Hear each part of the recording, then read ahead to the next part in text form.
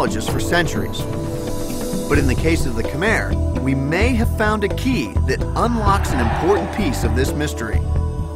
Angkor Archaeological Park includes about 70 ruins in an area that's roughly 80 square miles. Simon Warwick tells me that in one of these temples, there's an obscure but significant carving. Okay, this is the place that gives us a clue as to how the temple was built. Now, you see these guys up here? Yeah. They've got a horizontal beam with a lever hanging off it and then a block. And these guys are pushing the block backwards and forwards, rubbing it on the one below. It's fascinating that there's a clue right here. Would it be possible to build something similar to this to try out the method? Why not? Let's have a go.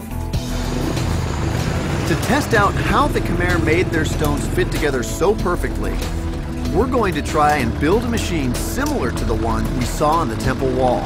Hey, Simon. Everything just as ordered. Everything. We're working from a sketch based on the bas-relief we saw earlier. Got all the beams. Our laboratory is a local masonry workshop where modern artisans make recreations of the temple carvings.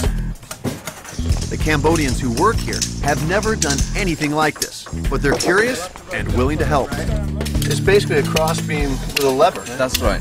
This will hopefully allow us to lift more weight a lot more easily. Well, what it'll do is it'll take the weight off the top block so that it's easier to move it backwards and forwards. Okay. We get right to the business of building the supports for the crossbeam. But the 95-degree tropical heat makes everything a challenge. What's he say? He said, pouring a bit slow, do you need some help? How do you say foreigner a bit hot? Barang Kadauna. Yeah. Allow the master.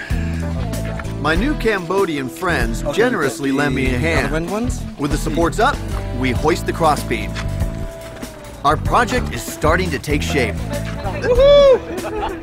Yeah! We need to tie the framework nice and tight. It's going to support a lot of weight. All right. So there's 200 pounds at least, huh? How do we move the stone? My head. Now we're ready to muscle the first rock into position. Once the bottom rock is in place, we attach the lever. All right. Very well hung, as they say. Yes, this is very well hung. To make it easier to move the top block into position, we drill holes and insert pegs into the rock. Simon says this is exactly how the Angkorians did it. The side ones are for lifting and the top ones will help us rub it backwards and forwards. Okay.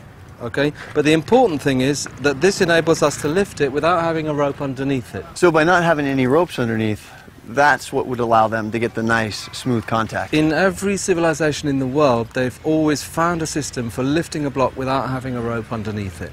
Because when you put a 10-ton block down on a building, you don't want to have to pull out the rope afterwards.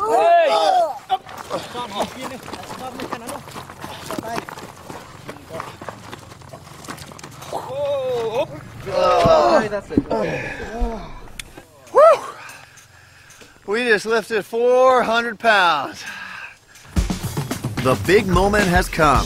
We had a plan, we executed it, and it looks just like the diagram. Ready, guys? Up. Now let's see if it works.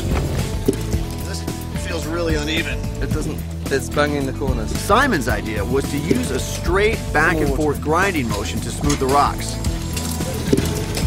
That doesn't work so well. So Shatri, the shop owner, suggests a new way to go. Now I'm definitely feeling more rubbing It's this way. feeling more like it's grinding. Yeah, that feels more like it. It feels much more even and smooth. Wow, It's an ancient version of sandpaper. After 5 minutes of grinding, we're ready to see our handiwork. Take it off, Tree. Yeah.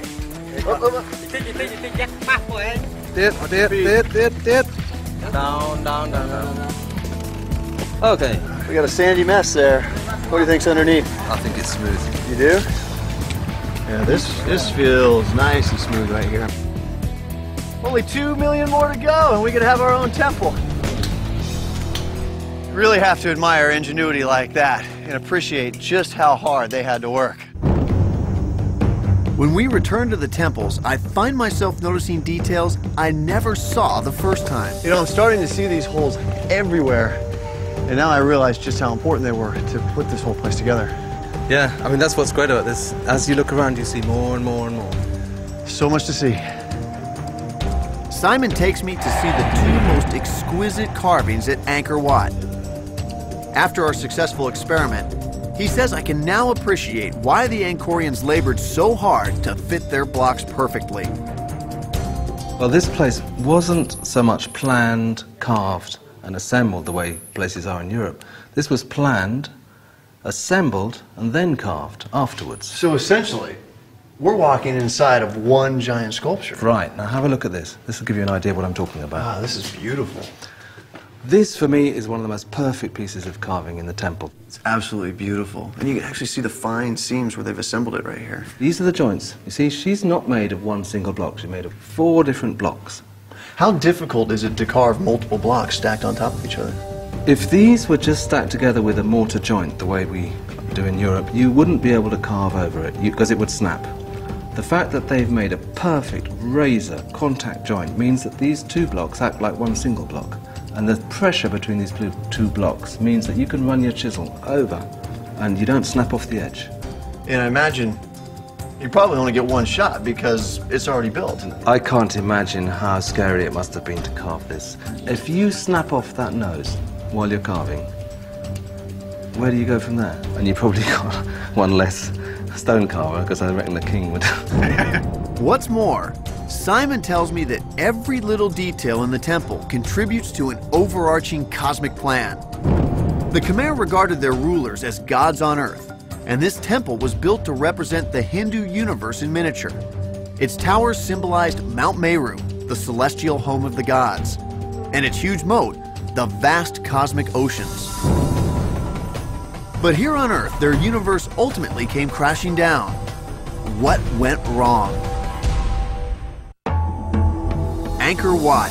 It may be the most beautiful religious monument ever built, and the most mystifying. Completed in 1145, the crown jewel of the Khmer Empire was inexplicably deserted 2 centuries later.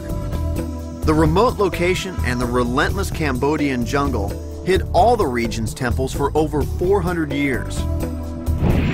They were the stuff of legend until 1860, when a French naturalist named Henri Mouot came upon them by accident. When his report hit Paris, these temples became all the rage across Europe, with people talking wildly about a new lost world. I imagine this is what it must have been like when Henri Mouot stumbled upon Angkor Wat. The jungle had reclaimed the stone temple. As you can see, the tree just digs its roots into any openings it can find and grasps onto the stone, creating a silent but deadly slow-motion wrestling match. And given time, the tree always wins and destroys its host. It's brutal, yet beautiful. Mouot and other early European explorers didn't believe that ancestors of the natives they met could have constructed these fantastic temples. They credited an unknown race of master builders, but they couldn't have been more wrong. To get a better sense of all the Khmer's accomplishments, I'm meeting up with Damien Evans, the deputy director of something called the Gap. Damien! Hunter, how's it going? Hey, good, how you doing? Good, mate. Come on up the stairs, this way. GAP stands beat for you the upstairs. Greater Angkor Project, where archaeologists use sophisticated aerial imaging techniques to peer deeply into Cambodia's past. So this here is the very first radar image of Angkor, taken by NASA from a space shuttle in 1994. So I'm guessing that right here is the temple complex, right? That's right. Actually, that little square in the middle there is Angkor Wat. So you can see it shows us for the first time that Angkor was absolutely huge. Next, Damien shows me a new image created by AIRSAR, which stands for Airborne Synthetic Aperture Radar.